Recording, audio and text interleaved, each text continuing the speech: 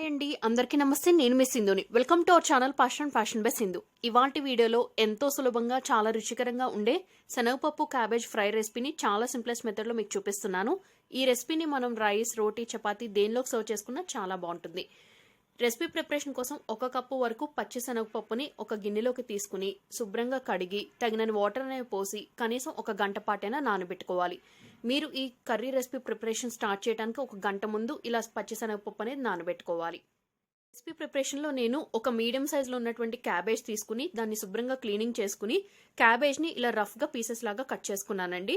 Cut చేసుకున్న ఈ cabbage అంతటిని కూడా ఒక ప్రెషర్ కుక్కర్లోకి యాడ్ చేసి తగినన్ని వాటర్ అనేవి పోసి ప్రెషర్ కుక్కర్ లిడ్ పెట్టి విజిల్ పెట్టి హై హీట్లోనే 4 విజిల్స్ వచ్చే వరకు కుక్ చేసుకున్నాను.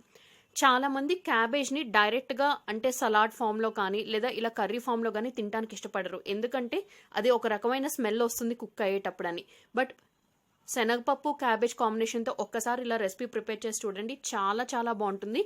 తిన్న కొద్దీ తినాలనిపించి మళ్ళీ చేసుకుని మరీ తింటారు. ప్రెషర్ మొత్తం రిలీజ్ అయ్యాక చూస్తే మనకి క్యాబేజ్ అనేది బాగా కుక్ అయిపోయి ఉంటుంది. ఇప్పుడు ఇందులో ఉన్న ఎక్సెస్ వాటర్ మొత్తాన్ని కూడా ఒక గిన్నెలోకి వంపేసుకోండి.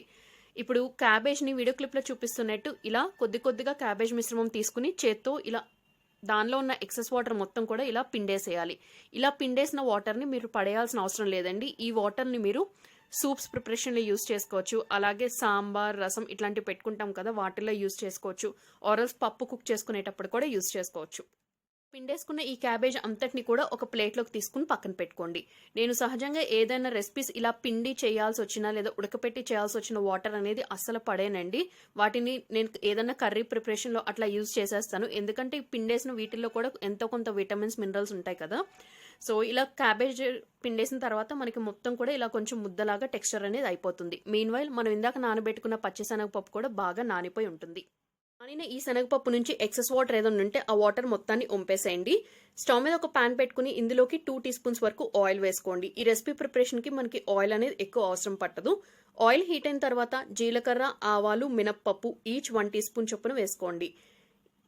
పోపుని కేవలం లో హీట్లోనే బాగా ఫ్రై చేసుకోండి. పోపు ఫ్రై అవుతున్నప్పుడే ఇందులోకి ఒక 1/2 టీ స్పూన్ పసుపు వేసుకుని కొన్ని కరివేపాకులు వేసుకుని 1 టేబుల్ స్పూన్ వరకు ఫ్రెష్గా గ్రైండ్ చేసుకున్నటువంటి అల్లం వెల్లుల్లి పేస్ట్ వేసుకోండి. ఈ అల్లం వెల్లుల్లి పేస్ట్ నుంచి పచ్చివాసన పోయే వరకు లో హీట్లోనే ఫ్రై చేసుకున్న తర్వాత ఇందులోకి 2 పెద్ద ఉల్లిపాయలు రఫ్గా పీసెస్ లాగా కట్ చేసుకున్నవి వేసుకోండి. ఈ ఉల్లిపాయలు మనకి లైట్గా బ్రౌనిష్ కలర్ అయ్యే వరకు కుక్ చేసుకోవాలి. ఈ ఉల్లిపాయలు ఫ్రై అవుతున్నప్పుడే మనకి ఇందాక నానబెట్టుకుని ఎక్సెస్ వాటర్ వంపేసుకున్నటువంటి పచ్చి శనగపప్పు కూడా మనం యాడ్ చేసుకోవాలి. సో కొంచెం బ్రౌనిష్ కలర్ వచ్చాక యాడ్ చేసుకోండి ఉల్లిపాయలు అనేవి. శనగపప్పు వేసిన తర్వాత 2 to 3 మినిట్స్ పాటు లో హీట్లోనే కలుపుకుంటూ కుక్ చేసుకోండి. ఇలా 2 మినిట్స్ కుక్ అయిపోయిన తర్వాత ఇందులోకి ఇందాక మనం పిండేసి పెట్టుకున్నటువంటి క్యాబేజ్ మిశ్రమం మొత్తాన్ని వేసేసేయండి. క్యాబేజ్ని వేసిన తర్వాత కూడా ఒకసారి బాగా కలుపుకుని లో హీట్లోనే క్యాబేజ్ అనేది కొంచెం ఫ్రై అయ్యే వరకు అంటే అప్రాక్సిమేట్లీ ఒక 4 to 5 మినిట్స్ పాటు ఫ్రైయింగ్ చేసుకోండి. ఇది ఫ్రై అవుతున్నప్పుడే రుచికి సరిపడా సాల్ట్ కూడా వేసుకుని బాగా కలుపుకోండి. మీరు మూత పెట్టుకుని కుక్ చేసుకోవాల్సిన అవసరం లేదు, ఎందుకంటే క్యాబేజ్ అనేది ఆల్రెడీ మనకి బాయిలింగ్ అయిపోయింది కాబట్టి ఈ ఫ్రై రెసిపీ అనేది చాలా ఫాస్ట్గానే రెసిపీ ప్రిపరేషన్ అనేది కంప్లీట్ అయిపోతుంది. క్యాబేజ్తో ప్రిపేర్ చేసిన మరికొన్ని రెసిపీస్ తాలూకా లింక్స్ అనేవి నేను పైన ఐకార్డ్స్లోను చివరి ఎండ్ స్క్రీన్లో షేర్ చేస్తాను. కుదిరితే ఆ రెసిపీస్ కూడా ఒకసారి చెక్ చేయండి.